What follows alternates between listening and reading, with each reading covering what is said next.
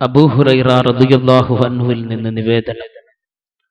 പ്രവാചകർ സ്വല്ലല്ലാഹു അലൈഹി വസല്ലമ പറഞ്ഞു, എന്റെ സ്വത്ത് എന്ന് അടിമ പറഞ്ഞുകൊണ്ടേയിരിക്കും.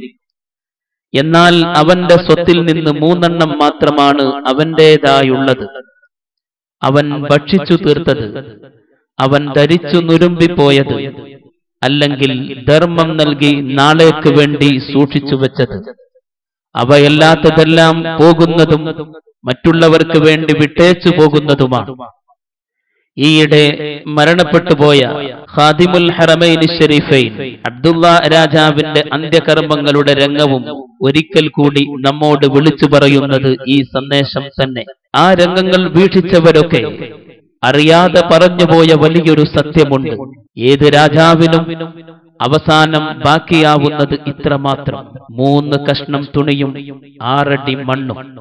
അതെ, ജീവിതത്തിലുടനീളം നടത്തുന്ന അശ്രാന്ത പരിശ്രമങ്ങളിലൂടെ സമ്പാദിച്ചു കൂട്ടുന്നതിൽ അവസാനം ലഭിക്കുന്നത് തന്റേതെന്ന് പറയാവുന്നത് ഇത് മാത്രമാണ്.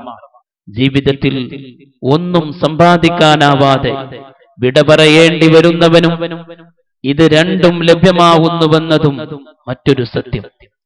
പ്രവാചക ശ്രേഷ്ഠരായ റസൂലുള്ളാഹി സ്വല്ലല്ലാഹു അലൈഹി വസല്ലമ അടക്കമുള്ള ഇന്നോളം ജീവിച്ച് മരിച്ചുപോയവരെല്ലാം അവസാന യാത്രയിൽ ഇത്രയേ കൂടെ കൊണ്ടുപോയിട്ടുള്ളൂ. ഇസ്ലാമിന്റെ സർവമാനവികമായ ആ നിയമത്തിന് മുന്നിൽ പണ്ഡിത പാമര വ്യത്യാസമില്ല, ധനിക ദരിദ്ര വൈജാത്യമില്ല, കുബേര കുചേല വിവേചനമില്ല, ഭരണാധിപ ഭരണീയ അന്തരമില്ല.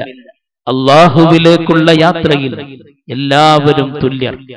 ശേഷം അവരെ തരം തിരിക്കുന്നത് ജീവിതയാത്രയിൽ ചെയ്തു വെച്ച സൽക്കർമ്മങ്ങളെ അടിസ്ഥാനമാക്കി മാത്രം. പരലോകയാത്രയിൽ വെളിച്ചം പകരാനുള്ളത് ഇന്നലകളിൽ ചെയ്ത ദാനധർമ്മങ്ങളും സൽപ്രവർത്തികളും മാത്രം. മലയാള കവിതയിലെ വരികൾ ഇങ്ങനെ വായിക്കാം: ഇഹത്തിലെ ധനം സുഖം യശസ്സുമാഭിജാത്യവും, ഇഹത്തിലെ ധനം സുഖം യശസ്സുമാഭിജാത്യവും, വഹിച്ചു കൊണ്ടുപോകയില്ല മർത്യനന്ത്യയാത്രയിൽ, അഹന്ത കൊണ്ടഴുക്കു പറ്റിടാത്ത കർമ്മമൊന്നുതാൻ, ഇഹത്തിലും സുഖം നൃണാം പരത്തിലും വരുത്തിടും.